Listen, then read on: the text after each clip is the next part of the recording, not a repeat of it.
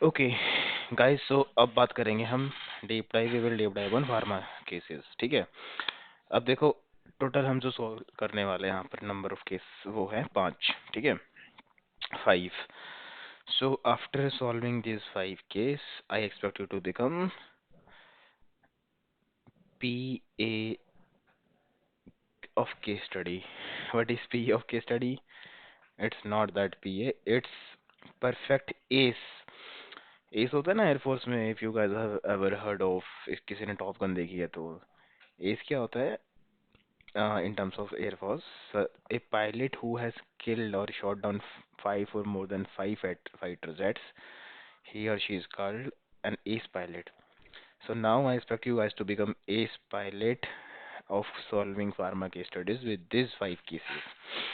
So without further ado, let's continue. ठीक है, तो अब देखते हैं केस नंबर 1 को क्या करना है, कैसे तुम्हें अप्रोच करना है। जहाँ पर केस आ रहा है वीडियो पॉज करना, रुकना, वहाँ पर सोचना what will approach, and once you decide कि ठीक है तो ये तुम्हारा अप्रोच है, देन रिज्यूम द वीडियो और वो देखना कि वहाँ पर मैं कैसे सॉल्व कर रहा हूँ। हो सकता है तुम्हारी चीज़ें भी ठीक हो, मेरी अप्रोच जो है वो है। ठीक है, अप्रोच किसी की गलती नहीं होगी, बट अगर तुम कुछ डिफरेंट जा रहे हो तो उस डिफरेंट के पीछे भी you should rationalise that and you should have subsequent evidences to prove that thing कि यार तुमने चाहे ठीक है गलत, सॉरी गलत नहीं, एक कुछ डिफरेंट अप्रोच लिया बट तुम्हारे पास एक्यूरेट बैक डेटा तो नहीं, बट तुम्हारे पास लॉजिक होने चाहिए बेसिकली। देखो मोटा मोटा यही हिसाब किताब है अपना। ठीक है, अपर पॉइंट इज दैट कि जो भी करो always rationalize your statements whatever the approach may be or whatever the conclusion or whatever the findings from your end may be। ठीक है, कुल है, सो करते हैं शुरू। ठीक है, आराम से पढ़ना एंड वीडियो पॉज करना जैसे बताएं and do that. So case number 1, ABC Biopharma is a medical devices company. The sales of the company in different indications over the past years are given in the following table। ठीक है, तो ये क्या बोल रहा है, ये बोल रहा है कि एक फलाना फलाना कंपनी है और उसकी डिफरेंट इंडिकेशंस में जो सेल्स हैं पास्ट ईयर्स की वो दी हुई है हमें फॉलोइंग टेबल्स में। तो इंडिकेशन सेल्स, इन्होंने जो सेल्स दिया हमें टेबल को देखे हम तो ईयर एंड 2020 से they have provided sales for year end 2023 and जो इंडिकेशंस हैं these are oncology, neurology, ophthalmology, cardiovascular and then immunology. अभी हम दूसरी टेबल को देख भी नहीं रहे हैं। तो ये हमसे ये क्वेश्चन पूछ रहे हैं which therapy area registered the highest growth rate from 2020 to 2023। ठीक है, कि 2020 से लेके 2023 तक ईयर एंड तक which therapy area registered the highest growth rate. So guys, if you don't know percentages तो बहुत बेसिक है, एक दो परसेंटेज की क्लास लो यूट्यूब पे जाके। ठीक है, and you will get to know कि कैसे करना है।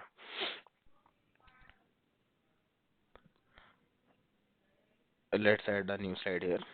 ठीक है, इस टेबल को हम यहाँ ले जाते हैं ताकि हमें सॉल्व करने में आसानी हुए।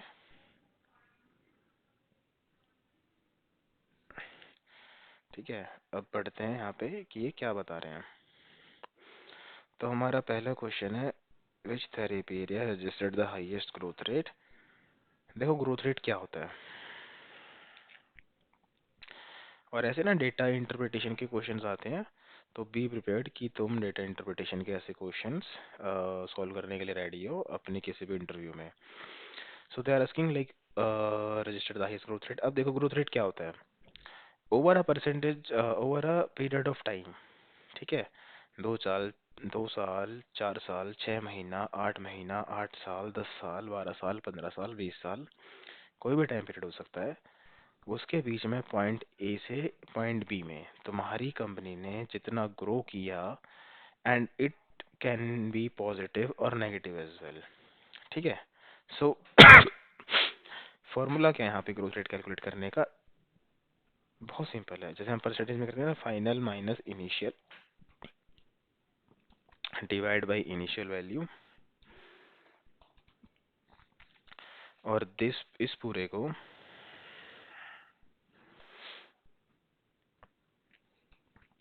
मल्टीप्लाई बाय 100, तो तुम्हें ग्रोथ रेट मिल जाएगी परसेंटेज में। ठीक है, तो बहुत इजी केस स्टडी है, ऑन्कोलॉजी का हम देखते हैं और ऐसे करके हम सभी का निकालेंगे। सो अगर मैं ऑन्कोलॉजी की बात करूं, ठीक है, सो मैं देख रहा हूँ कि यार 244 से 275 क्या था, तो what is the percentage of growth rate, क्या percentage in terms of percentage growth हुई। So what I will do 277 minus 244, इस पूरे को मैं डिवाइड कर दूंगा इनिशियल से, that is my 244, and then I will multiply it by 100%। ठीक है, so I am using calculator यहाँ पे, you guys can वहाँ पे you will not be provided a calculator, remember certain circumstances में they can provide you calculator, तो interview से पूछ लेना if calculators are allowed or not, but अगर नहीं होता तो easy है, you can solve also। ठीक है, सो देखो इसको इससे से मैं माइनस किया, ये 31 आया तुम्हारा, 31 को तुमने डिवाइड किया 244 से, एंड देन इस पूरे को मल्टीप्लाई कर दिया तुमने 100 से, तो जो मेरा ग्रोथ रेट आया ना वो आया 12.7% फॉर ओंको। इसी टाइप से मैं बाकी के लिए भी कैलकुलेट कर लूँगा। सो न्यूरोलॉजी का मैं देखूँगा तो 189 minus 1110 and then divide by initial value multiply by 100, that is 71%। Okay, ठीक है, न्यूरोलॉजी का आया मेरा ग्रोथ रेट 71%।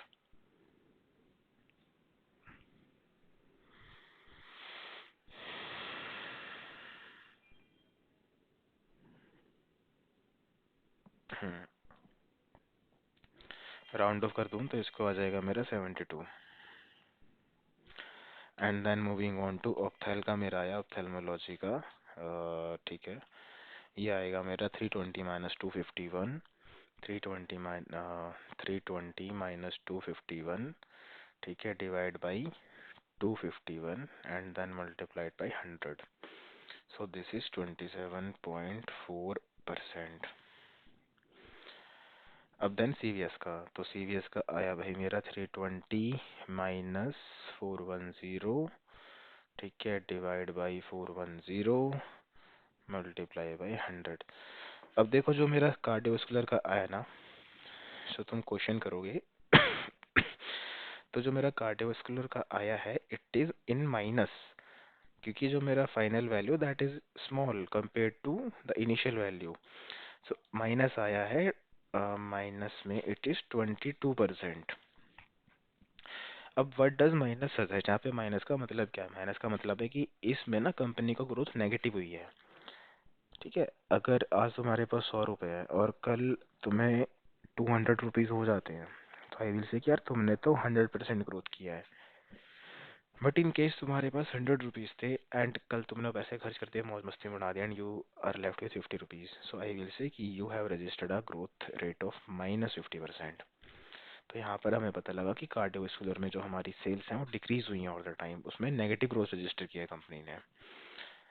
एंड इम्यूनोलॉजी में अगर मैं कैलकुलेट करूँ, so it is 50 the difference divide by 1200 and then multiply by 100, sorry 50 divided by 1200 and then multiplied by 100, that is 4.1%। ठीक है, सो इम्यूनोलॉजी में आया ये। अब हमारा क्वेश्चन क्या था, हमारा क्वेश्चन था which therapy area registered the highest growth rate from 2020 to 23। So if I look at all of these, oncology में I am getting 12.7, that is 13%, then 72, 27, 20 minus 22 and 4.1%। सो मुझे यहाँ पे दिखता है कि न्यूरोलॉजी जो मेरा therapy area, it has registered a highest growth rate of 72%। सो मेरा जो पहला क्वेश्चन है वो आंसर हो गया। ठीक है, कि which therapy area registered the highest growth rate from this this time, and which therapy area is that, it is neurology. ठीक है, अब यार इस सेकंड क्वेश्चन और पूछ रहा है which therapy area registered a negative growth, what are the possible reasons associated with it. अब देखो इसने सिर्फ ये नहीं पूछा तुमसे कि ऐसा कौन सा थेरेपी एरिया है जिसकी नेगेटिव ग्रोथ रेट है, इसने ये भी पूछा कि मुझे रीजंस भी बताओ। अब देखो ऐसे टाइप के क्वेश्चंस आते हैं एक में क्या होगा कि तुम्हें डेटा इंटरप्रिटेशन दे देंगे, देन उस डेटा इंटरप्रिटेशन के बेसिस पे तुम्हें चार पांच रिलेटेड क्वेश्चंस पूछ लेंगे कि अगर ऐसा हो रहा है तो क्यों हो रहा है, ऐसा हो रहा है तो क्यों हो रहा है। चलो मुझे बताओ, considering the landscape of pharma, कि अगर एक प्रोडक्ट की सेल्स डिक्रीज हो रही है तो क्या क्या रीजंस हो सकते हैं। ठीक है, सबसे पहले तो उसने बोला कि नेगेटिव ग्रोथ रेट, तो हमने तो आइडेंटिफाई कर लिया यहाँ से कि यार कार्डियोवास्कुलर है ना, it has registered a negative growth rate of -22%। तो सोचो अगर कोई प्रोडक्ट सेल नहीं हो रहा तो फार्मा स्पेसिफिक रीजन क्या हो सकता है। अब हमें जनरल भी सोचना है और specific to from pharma lens, हमें अब यहाँ पे फार्मा लेंस अप्लाई करना है क्योंकि you are solving a pharma specific case study. तो यार अगर मैं सोचूं तो सबसे पहले तो एक चीज सुनी होगी फार्मा में, दैट इज पेटेंट एक्सपायरी। और ये इस पे बहुत सारे क्वेश्चंस आते हैं। लॉस ऑफ एक्सक्लूसिविटी बोलते हैं, फिर पेटेंट एक्सपायरी बोलते हैं। अगर एक प्रोडक्ट का पेटेंट एक्सपायर हो गया सो वो जेनरिक हो गया, और जब कंपनी का पेटेंट एक्सपायर हो गया उस प्रोडक्ट के लिए तो उसकी सेल्स होंगी ऑटोमेटिकली डिक्रीज हो जाएंगी, क्योंकि लोग क्या प्रेफर करेंगे, लोग प्रेफर करेंगे cheaper version that are generics. So एक तो हमने यहाँ बोला रीजन पॉसिबल LOE और patent expiration of the product. ठीक है, समझा। तो एक तो हमारा रीजन ये हो गया। अब इसके अलावा हमारा रीजन क्या हो सकता है यहाँ पर। एक रीजन हमारा अगर मैं सोचूं तो ये सकता है, अब देखो याद करो अपना प्रॉफिटेबिलिटी वाला फ्रेमवर्क। प्रॉफिटेबिलिटी वाले में क्या क्या था अपना, कहीं हमारे कॉस्ट ऑफ गुड्स इफेक्ट हो रही है, और उसमें एक था हमारा कॉम्पिटिटर। सो हो सकता है एंट्री ऑफ मल्टीपल कॉम्पिटिटर्स। ठीक है, अब यार मल्टीपल कॉम्पिटिटर्स के एंट्री से मुझे क्या फर्क पड़ेगा, मुझे पड़ेगा कि लोग उनके प्रोडक्ट्स खरीदेंगे। और अगर अगर अगर अगर वो अपने प्रोडक्ट्स का प्राइस चीप पर रख दें तो मज़ा ही आ जाएगा, तो उनकी सेल बढ़ जाएगी। और इसके साथ better products at a cheaper rate. यहाँ पे बेटर प्रोडक्ट्स का मतलब क्या होगा, मोर एफिकेशियस ट्रीटमेंट्स। तो हमने क्या किया, हमने यहाँ पे चार रीजन आइडेंटिफाई कर लिए कि एक तो हो सकता है पॉसिबल LOE, और हो सकता है entry of multiple competitors, and then हो सकता है कि cheaper price of alternatives. So consumers और the patients prefer buying it. ठीक है, देन बेटर प्रोडक्ट्स और स्लैश मोर एफिकेसियस ट्रीटमेंट्स। ठीक है, समझा भी ये बात।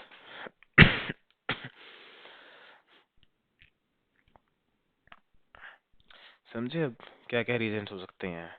ठीक है, प्राइस वॉर्स हो सकते हैं, बेटर प्रोडक्ट्स हो सकते हैं, मल्टीपल कॉम्पिटिटर्स आ सकते हैं, जेनरिक लॉन्च हो सकता है। सो ये सब चीज़ें हैं जिसके बाद से हो सकता है कि आपका जो रेवेन्यू डिक्रीज हो जाए। और अच्छा, और क्या हो सकता है, चलो ये बताओ। और ये सकता है कि पीयर रिव्यू पता है क्या होता है। मैंने बोला कि यार तुम कौन सी मेडिसिन ले रहे हो इन्फेक्शन के लिए, आपने बताया कि यार मैंने तो वो वाली मेडिसिन ली थी, उससे तो मुझे बहुत अच्छे रिजल्ट आए थे। तो आपने बोला, तो आपने क्या किया, आपने अपने साथ चार लोगों को इन्फ्लुएंस कर दिया। ठीक है, सो ये चीज़ क्या होगी, हमारे जाएगा एफिकेसियस ट्रीटमेंट्स में, बट इसको हम क्या बोल सकते हैं कि peer feedback slash difference in customer behaviour और कस्टमर्स प्रेफरिंग। वही फिर वही बात है कि कस्टमर्स प्रेफरिंग अदर प्रोडक्ट्स, तो घुमा फिरा के वही बात है। पर चार रीज़न हमें क्या मिल गए, चार पांच रीज़न। या तो जेनरिक आ गया होगा, या उसके साथ बहुत सारे कॉम्पिटिटर्स आ गए होंगे, या जो अल्टरनेटिव हैं उनका प्राइस चीप हो गया होगा, या फिर कंज्यूमर्स ने इनको खरीदना स्टार्ट कर दिया होगा। बेटर प्रोडक्ट्स और मोर एफिकेसियस ट्रीटमेंट्स। और एक चीज़ और देखो, एफिकेसी हो सकता है कि प्रोडक्ट अच्छा हो और साथ साथ entry of more safer alternatives. अब यार एक तो मैं कह रहा हूँ कि ना आपके पास दो मेडिसिन है, आपके पास एक डोलो 650 है और आपके पास एक डोलो 1000 है। आज के टाइम में मार्केट में सिक्स डोलो 650 है, बट उसके साथ उसके एडवर्स इवेंट्स बड़े ज़्यादा हैं। बट कल को डोलो 1000 आई या फिर कोई और डोलो आई और उसके जो हमारे एडवर्स इवेंट्स हैं वो पहले वाले से कम है, सो लोग तो उसको खरीदना प्रेफर करेंगे। ये बात है। अब देखो यहाँ पे ना बहुत सारे दो तीन सब रीजन्स में आ सकते हैं कि मान लो कोई ऐसा प्रोडक्ट आया था जिसका रूट ऑफ एडमिनिस्ट्रेशन अच्छा हो, ठीक है, more safer alternatives, product with a better route of administration. अब तुम एक टैबलेट खाना प्रेफर करोगे इंजेक्शन लगाना, ऑब्वियस सी बात है तुम एक टैबलेट खाना प्रेफर करोगे। तो हो सकता है कुछ ऐसे प्रोडक्ट्स हो जो पहले आईवी हो और अब वो सबक्यूटेनियस आ रहे हो, या फिर कोई सेल्फ एडमिनिस्ट्रेशन वाला प्रोडक्ट आ गया हो कि आपने लिया और लगा लिया खुद से instead of going to physician, या फिर आपका जो प्रोडक्ट था वो टैबलेट पहले इंजेक्शन था वो टैबलेट की फॉर्म में आने लग गया दूसरी कंपनी का। So product with a better route of administration in the market.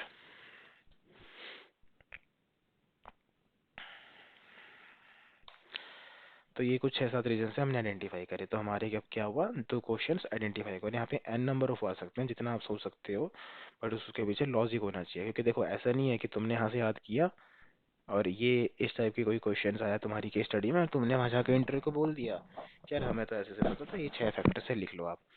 वो आपसे रीजन पूछेगा, आपको इन सभी पॉइंट्स को सब्सटेंशिएट करना होगा, एक्सप्लेन करना होगा। सी केस स्टडी सॉल्व करने के बाद आपका केस इंटरव्यू होता है उस केस का। ऐसे नहीं कि बस आपने यहाँ पे आंसर बोल दिया, किसी से पूछ के लिख दिया, आपको प्रॉपर एक्सप्लेन करने पड़ेंगे कि अगर आपने ऐसा लिखा तो व्हाट इज द रीजन। तो उतना ही लिखो जितना तुम एक्सप्लेन कर सको, और बाकी इंटरव्यू से डिस्कशन टाइम पे पूछ लो कि अच्छा I am also thinking of this, I want to add this, तो वो सब चीज़ें हो जाती हैं। ठीक है, तो देखो हमारा सेकंड क्वेश्चन भी क्या हो गया, सॉल्व हो गया। So very good. अब ये थर्ड क्वेश्चन पूछ रहा है यार। थर्ड क्वेश्चन में पूछ रहा है कि what is the market share of ABC biopharma in immunology in the year 2023। ठीक है, ये क्वेश्चन है इसका, ये पूछ रहा है मार्केट शेयर। तो अब चलो मुझे बताओ मार्केट शेयर कैसे कैलकुलेट करते हैं, और ये मैंने बताया हुआ है पहले। सो मार्केट शेयर हम कैसे कैलकुलेट करते हैं, अब देखो सबसे पहले तो हमें किसका करना है, इम्यूनोलॉजी का। तो इम्यूनोलॉजी का मार्केट शेयर पता करने के लिए मेरे पास इम्यूनोलॉजी की सेल्स होनी चाहिए, और इम्यूनोलॉजी की सेल्स हमें किस ईयर की पूछे, उसने मार्केट शेयर कैलकुलेट करने के लिए 23, तो हमें यहाँ फोकस करना है इस वाले पे, और इसमें भी हमें कहाँ फोकस करना है, इस वाले पे। ठीक है, ये 1250, और यहाँ पे हमें क्या देखना है, ईयर एंड 2023 में इतना सेल्स था। तो अब मुझे बताओ how you will calculate market share, ये मैं पहले बता चुका हूँ। सो मार्केट शेयर हम कैसे कैलकुलेट करते हैं, sales slash revenue of your product divide by total market value and then multiplied by percentage. So तुम्हें पता लग जाएगा कि यार मार्केट में तुम्हारा कितना मार्केट शेयर है। वो मुझसे क्या पूछ रहा है, वो मुझसे पूछ रहा है ईयर 2023। अब देखो यहाँ पे एक बात देखो, ये लिख दिया मैंने 1250, क्योंकि यहाँ सेल्स थी किसमें, मिलियन में। अब यहाँ पर इसने मुझे बोले 3.6 बिलियन यूएसडी, तो मुझे सबसे पहले क्या करना पड़ेगा, 3.6 बिलियन यूएसडी को मुझे कन्वर्ट करना पड़ेगा मिलियंस में। तो मैं क्या करूँगा उसके लिए, 3.6 मल्टीप्लाई बाई 1000, ये मेरा आ जाएगा 1250 divide by 36 and 00। Simple math है ये।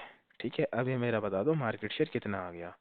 सो मेरा जो मार्केट शेयर आ गया अभी वो आ गया 34.7%। ठीक है, मल्टीप्लाई बाई 100 करके, दैट इज 35%। इजी बिजी हो गया सॉल्व। ठीक है, तो भाई इसने पूछा था मुझसे मार्केट शेयर, तो मैंने ये कह दिया मार्केट शेयर निकाल दिया। और किसी भी ड्रग का तुम्हें कोई मार्केट शेयर पूछे किसी स्पेसिफिक टाइम पे, तो मार्केट शेयर का यही फॉर्मूला होता है, ऐसे सॉल्व होता है। अब नेक्स्ट में ना यार एक क्वेश्चन और कह रहा है, देखो मैंने 3 क्वेश्चन सोल्व कर दिए यहाँ पे केस नंबर 1 के। अब ये नेक्स्ट में मुझे कह रहा है what are the possible reasons for ABC increasing in immunology revenue but decrease in its market share. So ये यहाँ पर कह रहा है कि एबीसी के पॉसिबल रीजंस क्या है for increase in immunology revenue but decrease in its market share. तो यार ये कह रहा है कि एबीसी का ना जो मार्केट शेयर है वो कम हो रहा है, बट इनका रेवेन्यू इंक्रीज हो रहा है। लग रहा है कुछ अजीब सा सवाल? तो सबसे पहले तो मैं ये देखूंगा कि इनका रेवे जो इनका मार्केट शेयर है वो पहले कितना था और अभी कितना है। ये मैं अपनी अंडरस्टैंडिंग के लिए देखता हूँ कि यार ये बोल रहे हैं डिक्रीज हो रहा है, कितना क्या डिक्रीज हो रहा है इसमें। तो अगर मैं देखो बात करूँ 2020 की, तो जो इनका मार्केट शेयर था ना वो क्या था उस टाइम पे, 1200 डिवाइड बाई 2200, को कन्वर्ट कर दिया मिलियन में।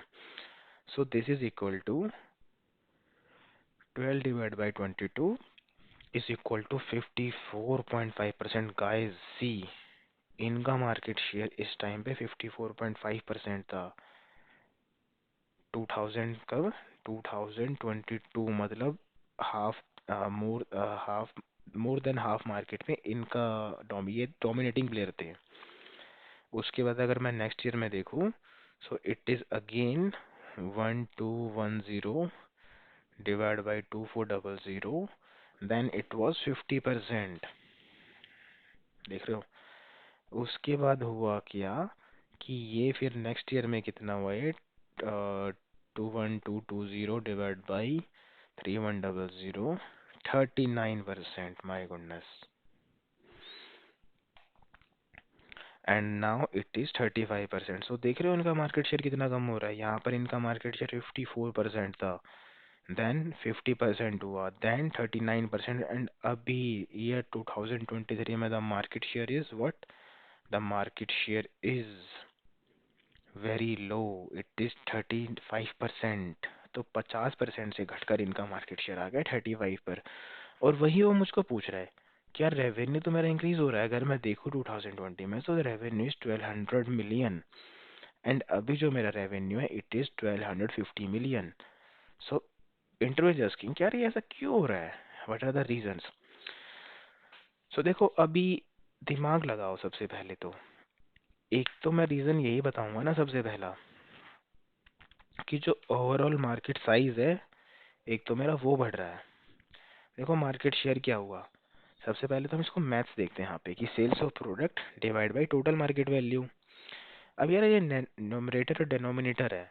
अगर नोमरेटर इंक्रीज हो रहा है, नोमरेटर इंक्रीज हो रहा है और डिनोमिनेटर उससे ज़्यादा इंक्रीज हो रहा है, समझे, तो मुझे पता लगा कि यार जो मेरा ओवरऑल आएगा सम परसेंटेज आएगा वो कम हो जाएगा। 100 डिवाइड बाई 100, ठीक है, एंड देन होता है 1। 100 डिवाइड बाई 50 इज 2। सो मतलब जो मेरा टोटल मार्केट वैल्यू है वो इंक्रीज हो रहा है, बट उसके प्रोपोर्शन में जो मेरी प्रोडक्ट की सेल्स है वो इंक्रीज नहीं हो रही है। In other words, first reason I can say कि जो मार्केट शेयर है,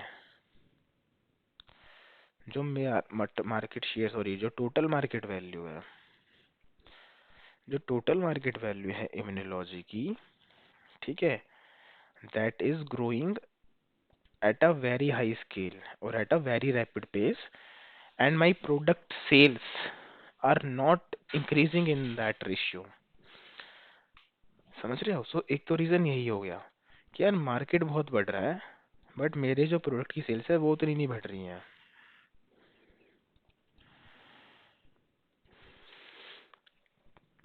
अब सेकंड में क्या बता सकता हूँ, देखो पहले मेरे पास 55% मार्केट था, बट अब मेरे पास 35 हो गया। हो सकता है कि मेरे पहले मार्केट में सिर्फ मैं डोमिनेटिंग प्लेयर हूँ। यार मैं बोल दूं कि अब कार मार्केट में स्टार्टिंग में सिर्फ दो ही कंपनीज थी इंडिया में, टाटा एंड महिंद्रा। तो कंपटीशन तो इन्हीं के बीच में होगा ना, इनके बीच में कुछ हुए क्या, तो 60-40 स्प्लिट होगा या 70-30 स्प्लिट होगा इनके जो टोटल मार्केट में। बट अगर अब मैं बोल दूं 5 लोग आ गए मार्केट में, ठीक है, जस्ट दैट कि अगर पुराने ज़माने में देखो ट्रेडिशनली क्या होता था कि जब आप प्रॉपर्टी डिवाइड करते थे तो अगर जिसके पास 2 बेटे हैं और जिसके पास 5 बेटे हैं तो 5 बेटे में ज़्यादा डिस्ट्रीब्यूशन होएगा ना। मतलब क्या कि इंक्रीज कंपटीशन। सो दूसरा रीजन क्या हो सकता है कि increased competition and number of competitors आ गए। अब नेक्स्ट हो गया प्राइस वॉर्स। प्राइस वॉर्स यहाँ पे कैसे इफेक्ट करता है, देखो ये सब चीज़ें ना हमारे फ्रेमवर्क में कहीं ना कहीं मेंशंस हैं, जो जो रीजंस हो सकते हैं। तुम्हें बस सोचना है और सही पजल का पीस उठाना है और वो फिट करना है तुम्हें। प्राइस वॉर्स, तो प्राइस वॉर्स में हो क्या सकता है कि यार कॉम्पिटिटर्स की वजह से ना मुझे अपना जो प्रोडक्ट का प्राइस है वो कम रखना पड़ रहा है। क्वांटिटी इंक्रीज हो रही है बट रेवेन्यू उतना ज़्यादा नहीं बढ़ पा रहा ना मेरा। अगर मैं देखूँ तो प्राइस वॉर्स हो सकता है। प्राइस वॉर्स दोनों तरीके से हो सकता है कि या तो मैंने अपना प्रोडक्ट चीप कर दिया तो मेरी यूनिट्स एन नंबर से बढ़ रही है, मतलब मेरी यूनिट्स बहुत ज़्यादा बढ़ रही हैं कंपेयर टू 2020, बट मुझे प्राइस को लो रखना पड़ रहा है। इस वजह से जो रेवेन्यू कम आ रहा है मेरा, कंपेरेटिव रेवेन्यू मेरा कम आ रहा है। और जो कॉम्पिटिटर्स हैं उनका प्राइस बड़ा कम है तो लोग उनको प्रेफर कर रहे हैं, समझे। देन आ गया प्रोडक्ट डिफरेंशिएशन। अब यार पहले कॉम्पिटिटर्स कुछ और थे और आज के टाइम में मार्केट इवॉल्व हुआ होगा 4 साल में। तो 4 साल में जब मार्केट इवॉल्व हुआ होगा तो हो सकता है कोई ऐसा डिसरप्टिव ट्रीटमेंट आ गया हो जिसने मार्केट हिला दिया पूरा और अब सब लोग उसको परचेज कर रहे हो। ठीक है, और क्या हो सकता है बताओ। याद करो हमने 4 सी बात की थी, कॉस्ट, कंपनी, कंज्यूमर वगैरह वगैरह, कुछ याद है तो अभी पुराने कॉन्सेप्ट्स। तो हमने कस्टमर पे बात की थी, तो हो सकता है कि जो कस्टमर की लॉयल्टी हो वो शिफ्ट होगी हो।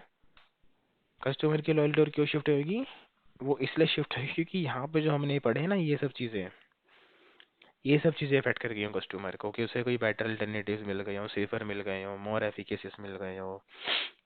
ठीक है, तो ये सब रीजंस है। और उसके बाद हो सकता है कि हमारे जो मार्केटिंग के तरीके थे वो ट्रेडिशनल, जो हम आज के तरीके से मार्केटिंग नहीं कर रहे हैं। सो ये सब पॉसिबल रीजन है जिसकी वजह से ये जो है मार्केट में जो शिफ्ट आया है हमारे उसमें, कि मार्केट तो बढ़ रहा है पर हमारा मार्केट शेयर नहीं बढ़ रहा। तो ये कुछ 6-7 रीजन हो सकते हैं। ठीक है, समझा, कूल है। सो ये हमारी एक केस स्टडी सॉल्व हो गई। तो अगर एक दिमाग लगाओ तो ये केस स्टडी किस टाइप की थी। एक थी डेटा इंटरप्रिटेशन पे, साथ में एक थी स्ट्रेटेजी पे, ग्रोथ स्ट्रेटेजी पे, और इसमें थोड़ा थोड़ा प्रॉफिटेबिलिटी का भी पार्ट था। तो हमने एक कंबाइंड केस स्टडी करी जिसमें हमारे 3 टाइप के केस आ रहे थे। मैं बताता ना कि कंबाइंड केस स्टडीज होते हैं, कभी भी तुम्हें जरूरी नहीं कि इंडिविजुअल केस स्टडी में लिखी एक ही टाइप का उसमें तुम्हें पूरा का पूरा सिचुएशन दिया हुआ है। मल्टीपल कंबाइंड मिलेगा तुमको। कूल है। सो अब क्या हुआ है, अब हमने गेन कर लिया है 1 स्टार। हमें कितने स्टार गेन करने हैं, हमें करने हैं गेन 5 स्टार। तो भाई 1 स्टार तो हमने कर लिया गेन। ठीक है, you have killed 1 case study. Now we will move on to the future next case study. So next case study के लिए भी हम्म, ठीक है। सो नेक्स्ट केस स्टडी पे मूव करते हैं। Guys, so let's discuss case number 2। So case number 2 क्या है हमारा, फार्म सिचुएशन और बैकग्राउंड पढ़ लेते हैं सबसे पहले एंड देन डिस्कस करते हैं। वीडियो पॉज करके 2 मिनट के लिए केस पढ़ो, अंडरस्टैंड कर उसको कम्प्लीटली एंड देन डिसाइड कि उसका अप्रोच क्या होना चाहिए, सॉल्यूशन क्या होना चाहिए। सो केस नंबर 2 क्या है, Farmeco, a publicly traded company with a market capitalization of $30 billion, has consistently delivered robust financial performance with annual revenues exceeding $10 billion. However, despite its market leadership in selected therapy areas, Farmeco faced challenges such as patent expirations and increased competition, prompting the need for strategic expansion. With an annual research and development budget of $2 billion, Farmeco aimed to augment its product pipeline in a short span of time. Farmeco sought to penetrate emerging markets and strengthen its presence in key regions, targeting a revenue growth of 15% in the Asia Pacific region. So, what are your suggestions for Farmeco considering the present scenario? Please elaborate, outline the potential benefits and challenges associated with your approach. समझ आया? नहीं आया तो समझाते हैं। तो pharmaco एक publicly traded company है। पब्लिकली ट्रेडेड कुछ नहीं कि उसमें जो शेयर होल्डिंग है वो पब्लिक भी कर सकती है।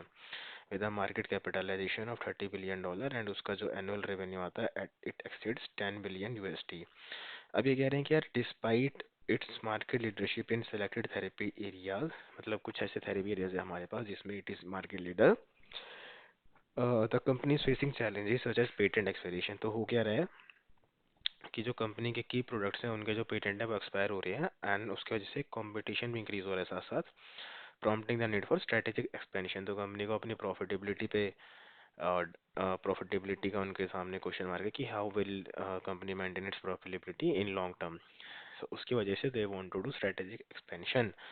अब ये कह रहे हैं कि जो उनका एनुअल R&D बजट है $2 बिलियन का है एंड देन फार्मे को aim to augment his product pipeline in a short span of time. तो अब देखो, जो उनका एनुअल R&D पे बजट है वो $2 बिलियन है, और ये कह रहे हैं कि उनको अपना जो प्रोडक्ट पाइपलाइन है शॉर्ट स्पैन ऑफ टाइम में करना है। देखो अब यहाँ तक की इन्फॉर्मेशन हमें क्या पता चली है, ठीक है, रेवेन्यू इतना है, ये सब इतना ही एडिशनल इन्फॉर्मेशन है, बट हमें ये पता लगा है कि यार कंपनी के पास पैसा बहुत है, और उसके बाद उनके लिए प्रॉब्लम्स भी बहुत बढ़ेगी, पेटेंट एक्सपायर हो रहे हैं, कॉम्पिटिशन इंक्रीज हो रहा है, और उन्हें क्या करना अगर हम यहाँ से समझे तो product pipeline in a short span of time they want to augment, उनको अपनी प्रोडक्ट पाइपलाइन इंक्रीज करनी है, और साथ साथ उनको क्या करना है, sort to penetrate emerging markets and strengthen his presence in key regions, targeting a revenue growth of इतना percent in the Asia Pacific region. मुझे यहाँ पे तीन चीज़ें समझ में आ रही हैं मेन, कि एक तो पेटेंट एक्सपायर हो रहा है कंपनी का, एंड कंपनी अपनी प्रॉफिटेबिलिटी मेंटेन करना चाहती है, they want to make some strategic decisions and they want to expand. Second, मुझे समझ में आ रहा है कि वो क्या करना चाह रहे हैं, बहुत ही शॉर्ट स्पैन में करना चाह रहे हैं, एंड उनके पास एनुअल जो R&D पे बजट स्पेंड करते हैं $2 बिलियन है, और वो कुछ न्यू मार्केट्स भी पेनिट्रेट करना चाहते हैं। सो देखो, सबसे पहले तो मुझे ये बताओ यहाँ पे, अब तुम इसके लिए क्या क्या हो सकते हैं पॉसिबल आंसर्स। तो एक आंसर तो ये हो सकता है कि कंपनी क्या करे कि जो अपना R&D पे बजट है वो बढ़ा दे, और काफ़ी हाई लेवल की R&D करे, जो उसके number of people working in R&D division है उनका जो नंबर है वो इंक्रीज करते ही, ठीक है, और बहुत ही ज़्यादा बाकी के जो उसकी जो सिलेक्टेड थेरेपी एरियाज हैं उनके अलावा जो बाकी और थेरेपी एरियाज हैं उनमें भी वो अपना पाइपलाइन डेवलप करना स्टार्ट कर दे। चलो मैं कर देता हूँ, बट मुझे बताओ कि नॉर्मली एक ड्रग को अप्रूव होने में कितना टाइम लगता है। It takes around 8 to 9 years, ठीक है। तो बट हमें तो शॉर्ट स्पैन ऑफ टाइम में करना है ना। अब यार शॉर्ट स्पैन ऑफ टाइम में कैसे कर सकता हूँ, याद करो कुछ कुछ हमने क्या डिस्कस किया था। और देखो, जरूरी नहीं कि हर बार तुम्हें क्वेश्चन इतना डायरेक्ट पूछेगा, तुम्हें बोल देगा कि चलो मुझे ठीक है ये बताओ कि ये तुम्हें करना है। ऐसा नहीं हो, तुमसे पूछेगा कि तुम क्या करोगे। He wants to test you, कि अगर आप क्लाइंट की सिचुएशन में तो आप क्या सजेस्ट करोगे। He wants to test you. अब now tell me a thing, कि अगर शॉर्ट स्पैन ऑफ टाइम में कर रहे हैं, देखो मेरे पास पैसा बहुत है, इस क्वेश्चन से इस जो ऑब्जेक्टिव मुझे इससे पता लग रहा है कि the company has good financials as of now. अगर मेरे पास पैसा बहुत है and I want to increase something, और I want to suppose you have clothes, but आपको और ज़्यादा क्लोथ्स चाहिए, and you have multiple amount of money, और आपके पास एक ह्यूज अमाउंट ऑफ मनी है, but will you do, you will buy more. यहाँ पे what they can do, they can buy some companies, they can enter into mergers, or they can acquire some companies because they have a lot of balance with them, and वैसे भी they're spending R&D budget of $2 billion, so instead of spending इतना ज़्यादा budget on R&D, maybe why not go for an acquisition of another company, because what will happen कि इस वजह से उनका जो प्रोडक्ट पाइपलाइन है वो भी इंक्रीज हो जाएगा, and then they can also merge some new markets with strategic acquisitions। याद करो टोमेटो एंड सिंगापुर वाला जो केस हमने डिस्कस किया था। सो ऐसा जरूरी नहीं कि हमेशा सामने से आपको बोल देगा इंटर कि you the company wants to acquire another company, so tell me कि what will the possible challenges. ठीक है, तो सबसे पहले तो हम क्या करते हैं, ठीक है, ये हमारा scenario, let's create a new slide, add a new slide. हाँ, अब हम बारी बारी सारे फैक्टर डिस्कस करेंगे, कि उसने हमें बोला है कि you will also have to elaborate your answer and then discuss the potential benefits and challenges associated with your approach। हमारा सबसे फर्स्ट आंसर है कि the company can go for mergers. ठीक है, अब मर्जर्स के लिए देखो क्या हमें करना पड़ेगा।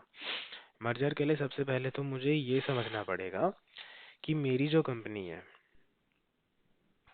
ठीक है, my company that is this one pharmaco, मुझे सबसे पहले तो ये पता चलेगा कि फार्मेको का करंट प्रोडक्ट पोर्टफोलियो कैसा दिखता है।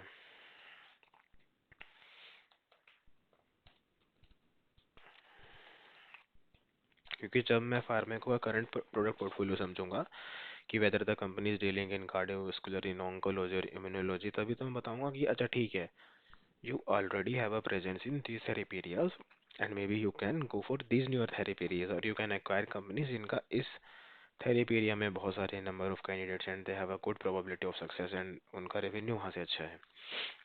ठीक है, तो सबसे पहले तो मैं क्या देखूंगा elaborate करने में, क्या क्या factors मैं consider करूंगा।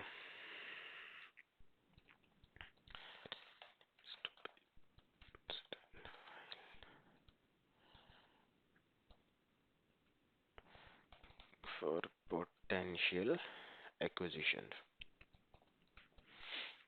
ठीक है, अब चलो देखो, जो भी तुम्हारा मर्जर एंड एक्विजिशन का केस है ना फार्मास्यूटिक, तो उसमें सबसे पहले अगर तुम्हें मर्ज करना है फिर एक्वायर भी करना है, सो मर्जिंग में तुम सिनर्जी देखते हो या फिर कैसे तुम्हारे मतलब सेम सेम जाएगा वहाँ पे।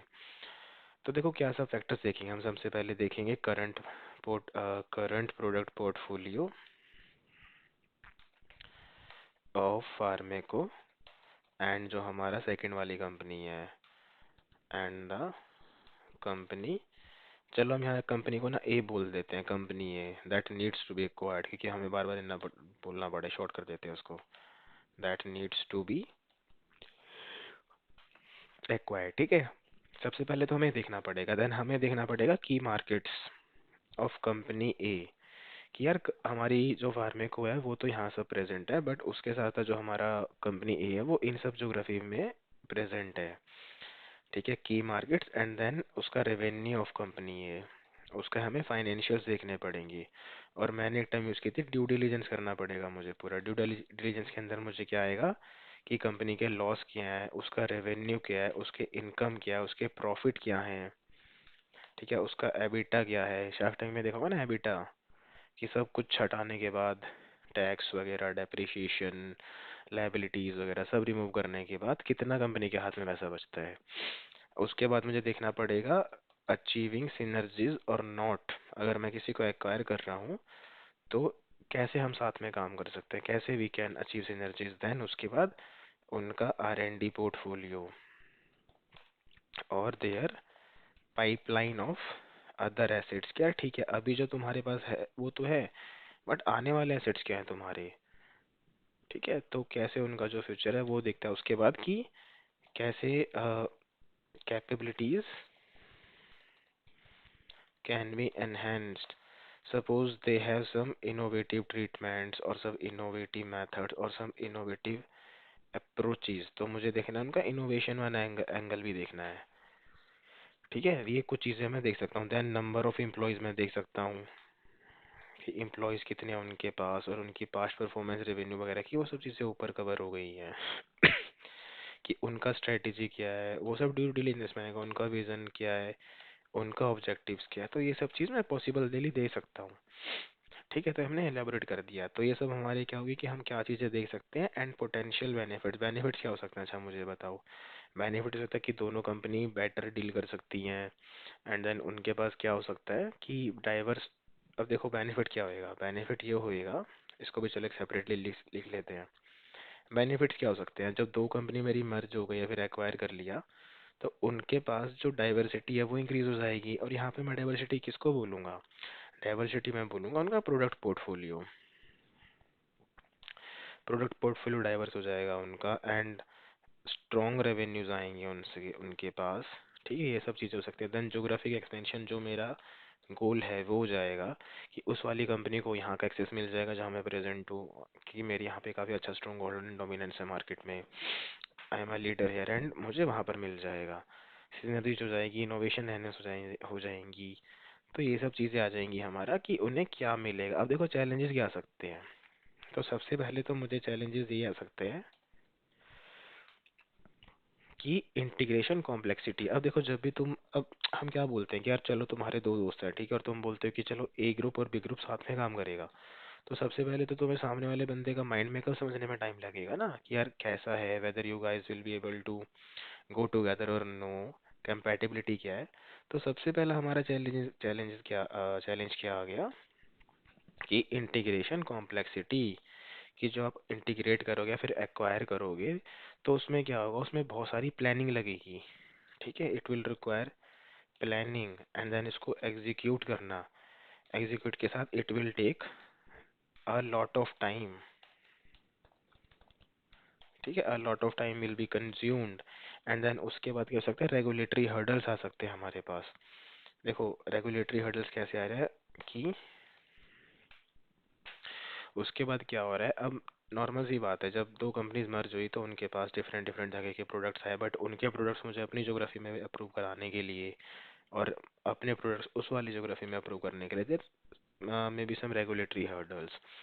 देन एक बहुत बड़ा फैक्टर आता है टैलेंट रिटेंशन का। टैलेंट रिटेंशन का इशू क्यों आता है? नॉर्मल सी बात है, अब जो कंपनी है वो किस पे काम करती है कि उसमें आर&डी वाले लोग कैसे सब एक, मतलब पूरा का पूरा, it is like a several parts of a puzzle that are working together, or several parts of a machine that are working together to achieve an outcome.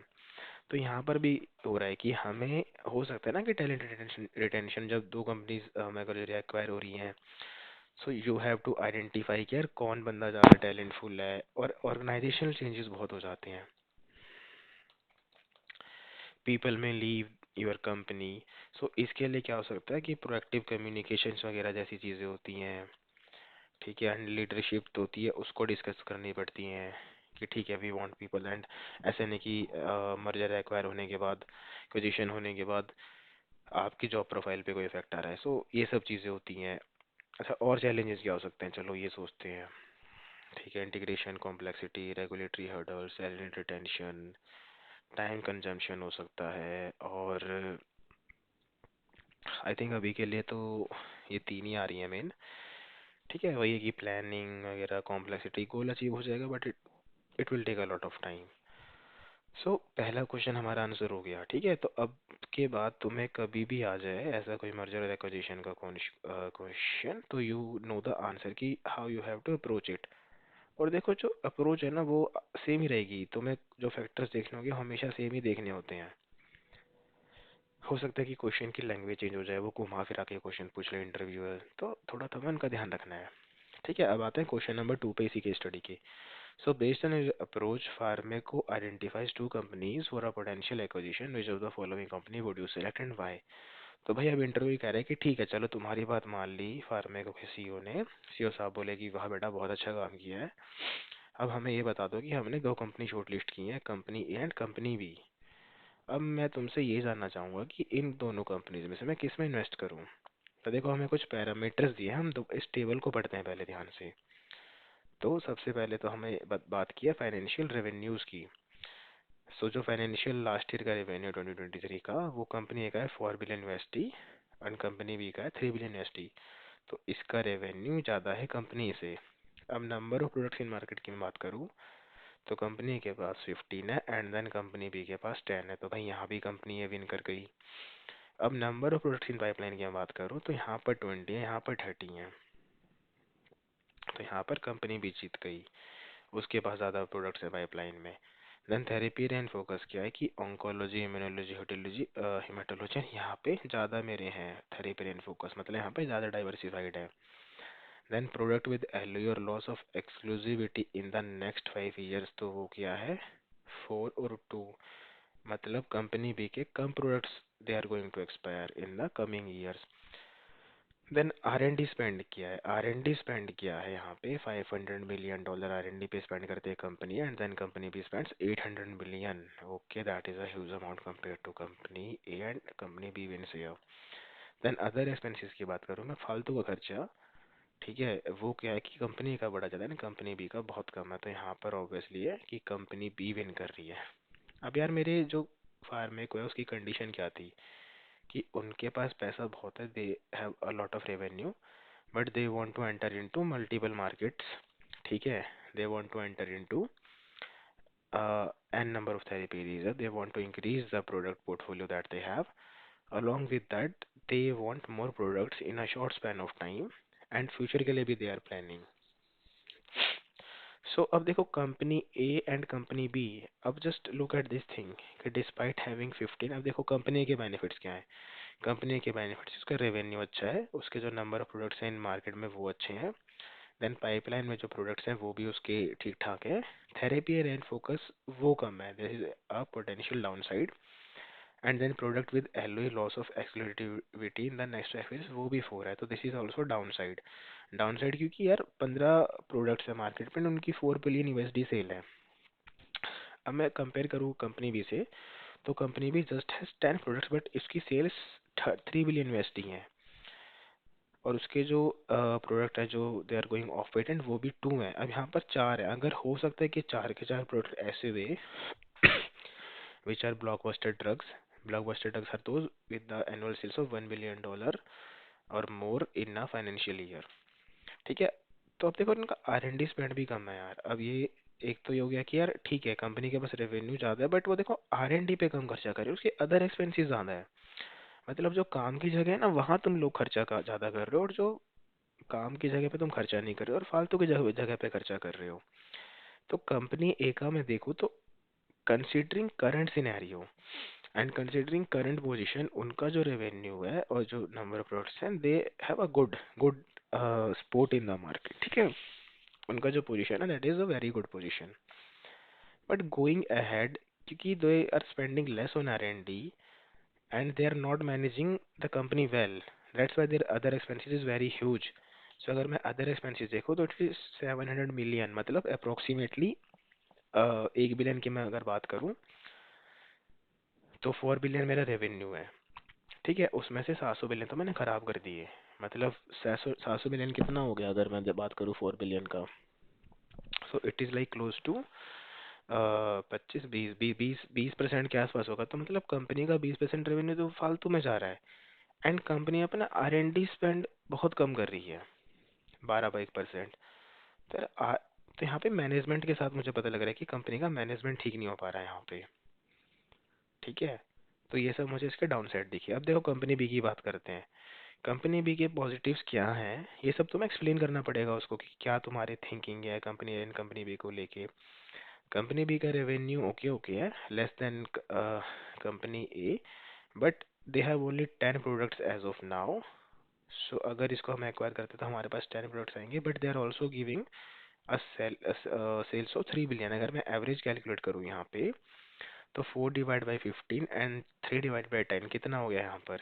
चलो एवरेज देखते हैं कि एक प्रोडक्ट का मेरा कितना सेल आ रहा है। तो 4/15,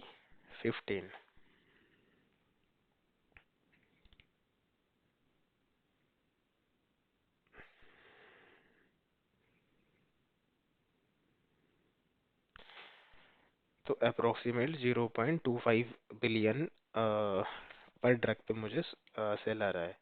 अगर मैं कंपनी बी का देखूँ तो 3/10 0.3, मतलब है क्या कि despite having low number of products, उनका जो पर एवरेज रेवेन्यू आ रहा है पर प्रोडक्ट पे वो ज़्यादा आ रहा है, and then they have more number of products in pipeline. So ये इसके प्लस पॉइंट हो गया यार। और इनका जो थेरेपी एरिया है फोकस में वो भी अच्छा है। तो कंपनी बी के मुझे पॉजिटिव्स अब तक तो अच्छे लग रहे हैं। Then they have less number of products with LOE। देन इनका जो अदर एक्सपेंस है वो कम है, मतलब मैनेजमेंट अच्छा काम कर रहा है, R&D पे बहुत अच्छा स्पेंड कर रहे हैं ये। अब मैं अपने फार्मा की कंडीशन पे आऊँ तो वही बताया, देखो स्ट्रेटेजिक एक्सपेंशन में हेल्प कर देगी ये कंपनी। इसके पास नंबर ऑफ प्रोडक्ट्स हैं वो ज़्यादा है, पोर्टफोलियो हमें इंक्रीज करना था वो ज़्यादा है, R&D पे अच्छा खर्चा कर रहे हैं, एंड रेवेन्यू भी अच्छा आ रहा है। तो मतलब अगर मैं ये सब पॉजिटिव पॉइंट्स देखूँ तो I will go for company B, ठीक है। अगर चलो इंटरव्यू पूछे कि तो ये सब रीजंस है हमारे जी कि हम कंपनी बी पे क्यों जाएंगे। They are spending their money wisely, पर प्रोडक्ट का रेवेन्यू उनका एवरेज ज़्यादा आ रहा है, थेरेपी जो उनका प्रोडक्ट पोर्टफोलियो वो काफ़ी वाइड है, मोर number of products in pipeline. So on the basis of these conclusions I arrive at the final conclusion that I will go for acquisition of company B। हमारा suggestion ये है, समझा। अब company कुछ नहीं क्यों नहीं कर सकते, सब रीजंस हमने बता दिए। कंपनी बी को रीजंस क्यों कर सकते हैं वो भी हमने बता दिया, ठीक है। So now quickly let's move to case number 3। और उससे पहले क्या मिलेगा, सबको मिलेगा उससे पहले एक और स्टार। सो टोटल हमारे पास कितने स्टार हो गए, टोटल हमारे पास हो गए 2 stars, and you are just 3 star away from having 5 stars from becoming an ace of case study. So ये लो 2 स्टार्स यहाँ पे आ गए। अब हम चलते हैं अपना थर्ड स्टार गेन करने पे। तब थर्ड क्वेश्चन पढ़ो। थर्ड केस मेरा क्या कहता है, pharmaco, A multinational pharmaceutical company has a robust product portfolio of portfolio products in various therapeutic areas, recognizing the growth potential in the onco and immunology sectors. Pharmaco aims to enter a new market to capitalize on emerging markets. Has identified 2 markets for this. Which market will you prefer and why? अब देखो ये ना यहाँ पे क्या है कि data interpretation plus market entry का केस बना दिया है कि तुम्हें डेटा दे दिया है।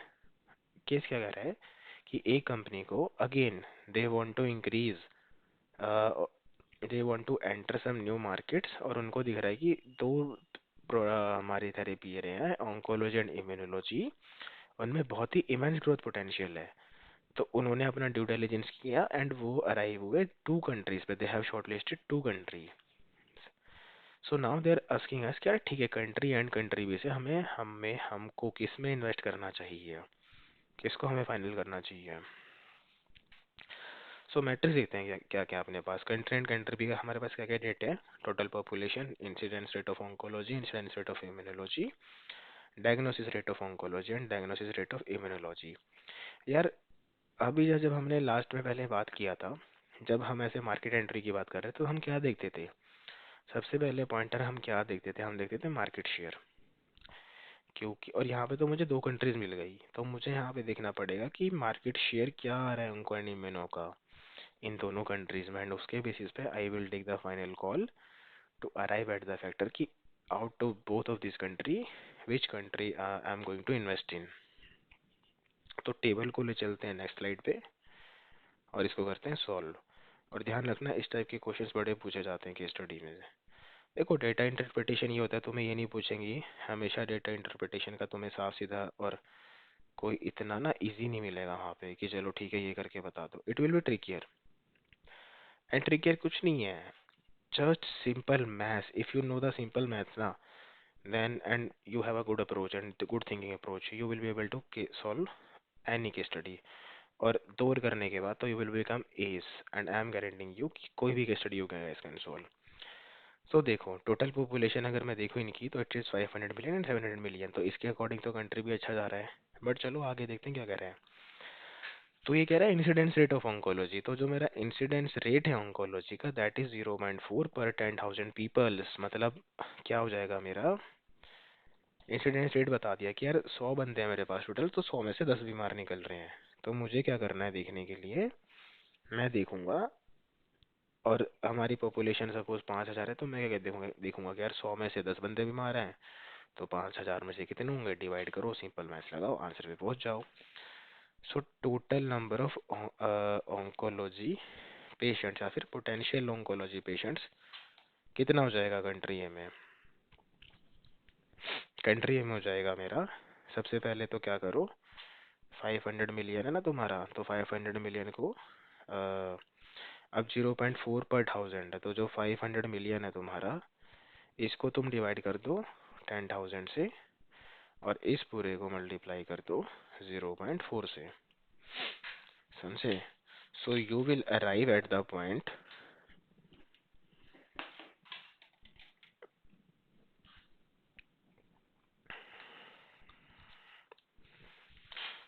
यहाँ से तुम्हें मिल जाएगी फाइनल वैल्यू। चलो इसको सॉल्व करते हैं। ठीक है 500 मिलियन क्या होता है भाई, मिलियन में हमारी 6 जीरो होती हैं, तो ये लगा है मैंने 500, इसके पीछे 6 जीरो लगा दी, 3 4 5 6, इसको तुम डिवाइड कर दो 10,000 से, देन इसको तुम मल्टीप्लाई कर दो 0.4 से।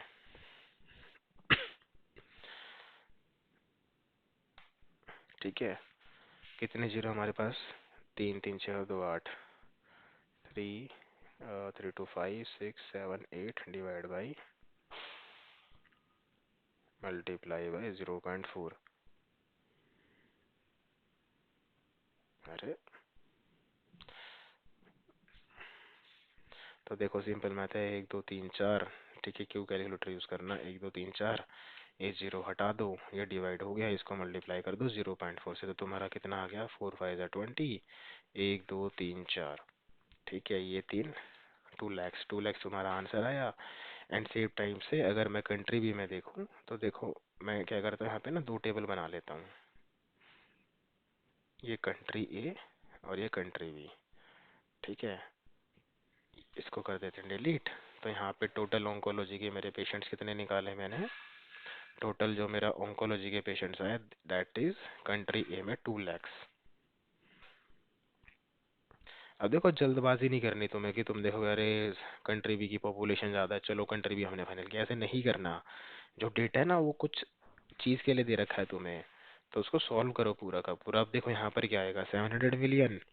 तो फिर से वही, तो 700 मिलियन में क्या हो जाएगा, यहाँ पे 3 जीरो चली जाएंगी, तो यहाँ पे 7 आ जाएगा, एंड देन इसको मल्टीप्लाई करेंगे तो 7 4 जा 28 आ जाएगा ये। 28, एंड देन 2 और 2 1 2 4 0, और ये जीरो रिमूव हो जाएगी। तो ये कितना आया मेरा, 2,80,000। तो भाई यहाँ पे तो मुझे पता लगा पहले से कि यार कंट्री बी में ज़्यादा लोग हैं ओंको के। अब मैं सेकंड देखता हूँ, तो अब मैं देखता हूँ टोटल इम्यूनोलॉजी के। देखो टोटल इम्यूनोलॉजी के क्या है, 0.3 पर 1000, तो सेम है मेरे यहाँ पर भी 0.3। अब मैं यहाँ पे क्या करूँगा कि पहले मैं 5 को मल्टीप्लाई कर दूंगा, तो 5 को मल्टीप्लाई कर दूंगा तो ये, अब देखो यहाँ पे 10,000 है, बट हो सकता है कि इम्यूनोलॉजी में तुम्हें कुछ और दे दे। तुम यहाँ पर देते 0.3 पर 1 लाख, तो 1 लाख देगा तो क्या हो जाएगा, यहाँ पर वैल्यू चेंज हो जाएंगी तुम्हारी। अभी यहाँ पर वैल्यू से सेम है, इसलिए हम जल्दी जल्दी यहाँ पर सॉल्व कर रहे हैं। तो टोटल नंबर ऑफ पेशेंट्स जो ऑन्कोलॉजी में जाएगा वो कितना हो जाएगा तुम्हारा, this multiplied by this, that is 15, and then 1 2 3 4। ठीक है, एक जीरो रिमूव कर दो, 5 3 जा 15, 0.3, 500 मिलियन। एक सेकंड गाइस, हमने यहाँ पे कुछ गलती करी है। तो 500 मिलियन था हमारा, तो 2 3 एंड देन 3। ठीक है, तो इसको हमने डिवाइड किया था 10,000 से, मतलब हमने यहाँ पे 4 जीरो रिमूव करने थे।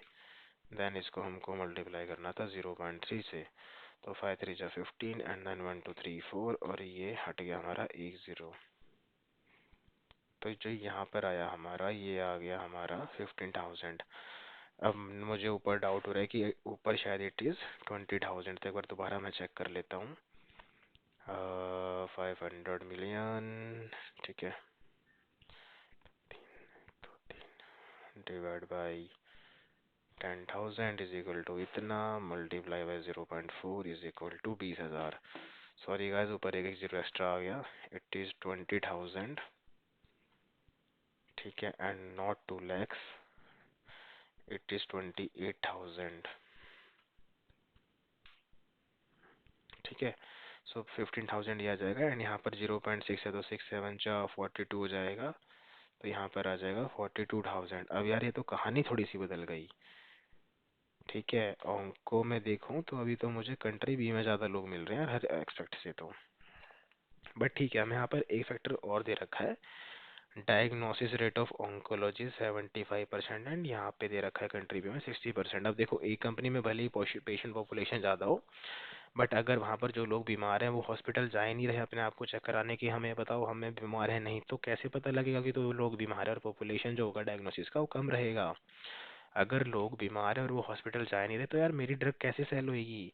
तो वही बता रहा है कि 100 में से सिर्फ 75% of people in country A they are being diagnose with oncology. बाकी 25% किसी को पता ही नहीं, आ ही नहीं रहे हैं वहाँ पे।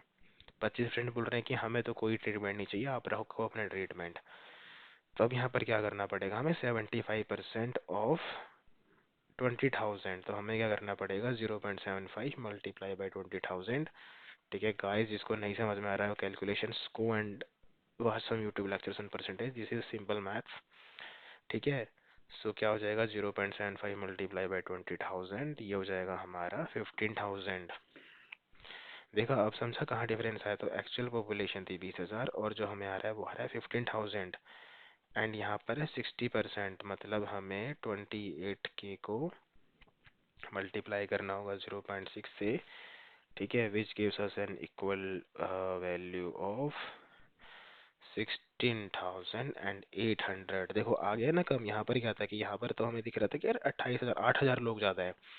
बट अब तुम यहाँ देखो, यहाँ पे हम जब हमने किया तो हमें क्या पता लगा कि भाई कंट्री बी में तो डायग्नोसिस रेट ही 60% है, और अब कितने का डिफरेंस रह गया, ओनली 1800 का। अब करते हैं हम इम्यूनोलॉजी की बात, तो 50% है। देखो 50% तो तुम ऐसे ही कैलकुलेट कर लोगे। 15,000 का क्या होता है, 15,000 है जो इम्यूनोलॉजी वाला, उसका 50% कितना हो जाएगा, दैट विल बी 7,500। एंड उसके बाद कंट्री बी में कितना हो जाएगा तुम्हारा, 40% ऑफ 42,000। तो 42,000 का 42% क्या हो जाएगा? ये हो जाएगा 16800। ठीक है। 700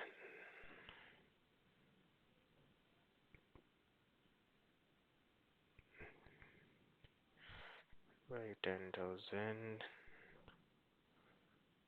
ठीक है, मल्टीप्लाई बाई 0.6। ठीक है गाइस, अब समझे? तो अब मैं करता हूँ टोटल कैलकुलेशन।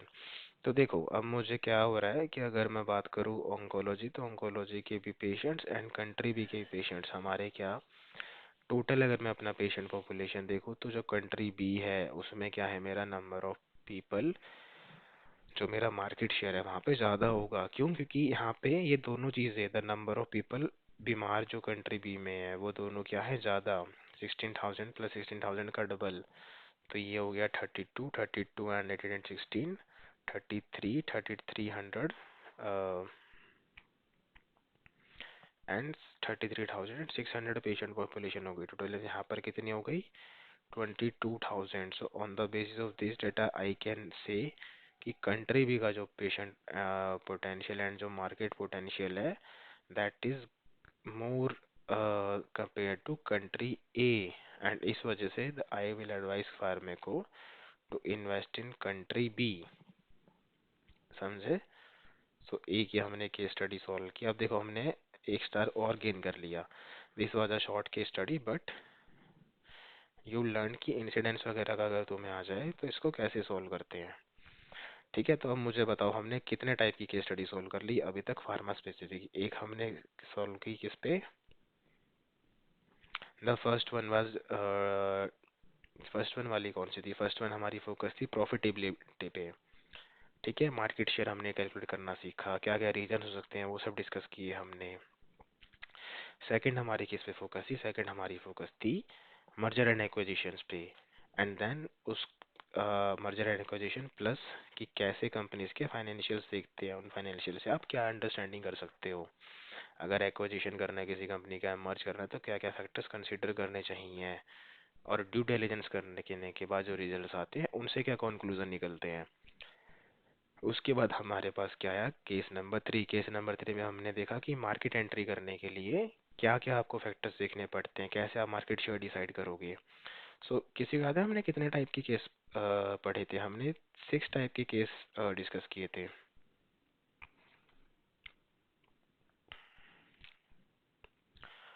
ठीक है, तो हमने क्या किया था? मार्केट साइज कर लिया हमने, वेरी गुड। M&A कर लिया, मर्जर एंड एक्विजिशन कर लिया, ग्रोथ कर लिया, मार्केट एंट्री कर लिया, ये भी कर लिया हमने, वाह वेरी गुड। प्रॉफिटेबिलिटी भाई ये भी कर दिया। तो हमारे 5 टाइप के केस हमने डिस्कस कर लिए।